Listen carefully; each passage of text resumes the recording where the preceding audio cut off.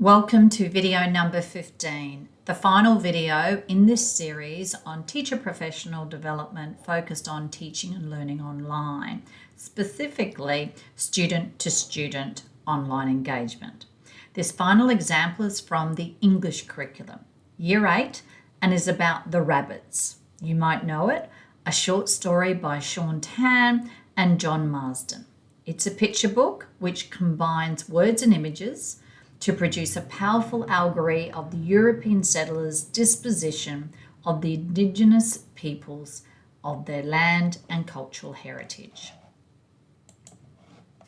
Now, we know from our principles for student-to-student online engagement that we develop online collaborative inquiry to support students to self-regulate, targeted through cognitive engagement, emotional engagement, and behavioural engagement.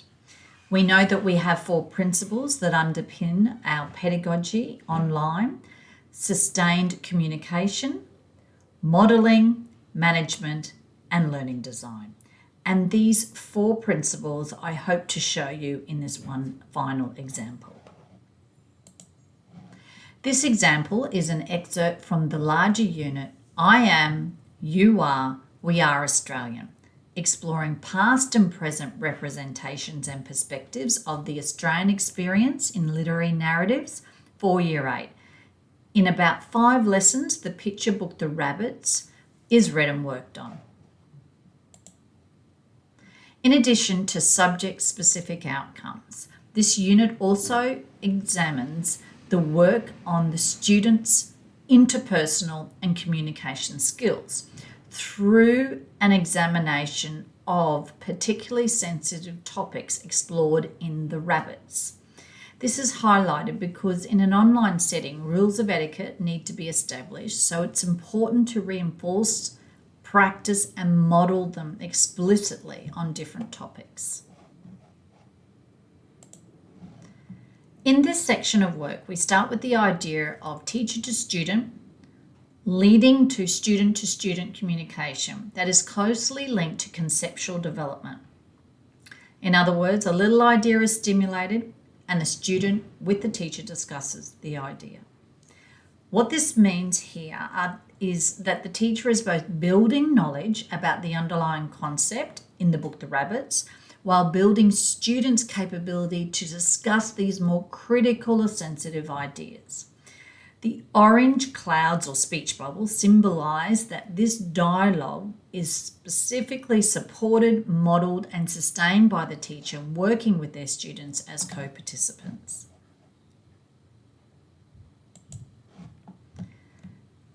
So, a possible sequence to sustain this communication: establish the general guidelines for online communication as a whole class.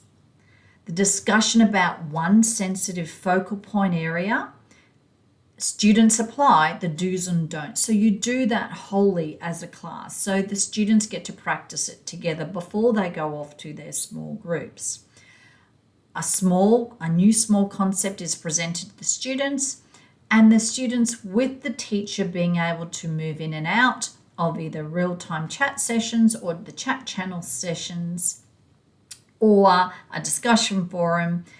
The students apply with the teacher these do's and don'ts, talking about the concept.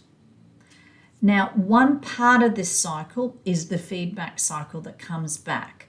So the example here is, or the point here is that you present a new little idea for the students to practice discussing, and then you bring that back into the whole class so that students can see how they've actually applied the do's and don'ts and deconstructed that idea in that discussion.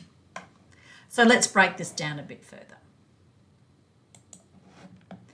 Texts such as The Rabbits are written to challenge the reader and introduce new or alternative perspectives, which may sometimes be difficult to think about, talk about, or even accept. Therefore, this is a good opportunity to work on sustained communication in this topic. First, the class as a whole establishes and discusses general guidelines for online communication. On netiquette, you might like to establish a class list of do's and don'ts. Here we have chosen Padlet as a tool to document the do's and don'ts, the class list. The students can access this at any time. So first of all, as we said, a sensitive topic could be discussed in the use of the animals, the rabbits. Firstly, questions about the rabbits can be discussed in that whole class grouping, either synchronously or in classrooms. This discussion is strongly teacher-driven and modelled, and various do's and don'ts are noted. These ideas, these do's and don'ts, must be used by the students in that following discussion when they apply a new idea. So the next step would be directly after that discussion, the students are broken into groups and they're applying the new knowledge and also applying the ideas of the do's and don'ts. In this example, a second example on the numbats would make sense. In this second discussion, the student should apply this knowledge of the animal allegory plus the do's and don'ts. And then we come back with the feedback. The teacher can, as much as they can, actively participate during those smaller group sessions. In the bubble examples here, there are a few examples of possible teacher feedback. Now, if done in real time, these could be verbally discussed, but if done asynchronously, a snapshot of the discussion forum could be given with comments labelled around so that the students are building on ideas. But at some point, some real-time discussion of these would be beneficial. During the unit, this application of shared knowledge and feedback should be reinforced continuously. So here is an example in the class notebook if you chose to use that tool. The teacher can make notes presented here on the students' discussion and application of the do's and don'ts. Here is an example in the discussion forum that the teacher is actually a participant in the discussion of the concept, but they're also providing feedback on the process. The two clear examples, even though I think all of the principles are evident here, is management and sustained communication. Management of student discussion by establishing protocols is evident, but also by providing feedback on the use of those protocols.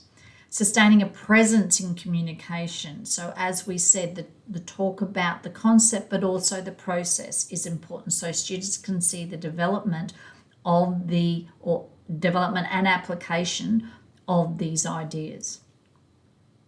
As we've highlighted, the feedback cycles to explore communication is also important to sustain that communication, but also to build student capability to talk sensibly across different mediums.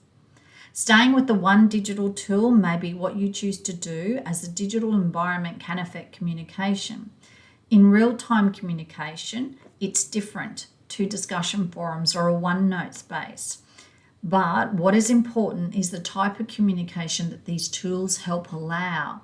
In real-time chat, the teacher presence is stronger than in, say, a discussion forum. So depending on the capability of the students and your learning intention, you may choose at point in time different digital tools. These pedagogical choices rest with you, the teacher. This is the final video. Thank you very much for listening, and hopefully you have got something out of this series. For all the videos, they're available using that QR code, and they're on that URL link there. So this is series number 4 as part of all of the Teaching Online Rapid Response series. This series focused on a targeted key idea that we have to engineer student-to-student online engagement as one of the critical things we think about when we're supporting students to learn online. Thank you.